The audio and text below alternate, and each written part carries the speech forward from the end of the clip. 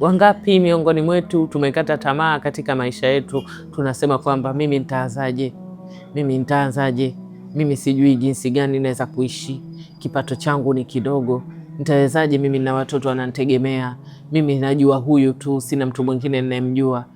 Kwa nini Mwenyezi Mungu anakutaka uondoke? Kwa nini Mwenyezi Mungu alimtoa Nabii Lutu kutoka watu wake kwenda sehemu nyingine? Kwa sababu gani?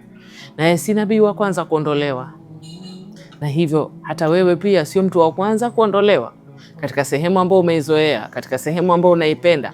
Si mara ya kwanza.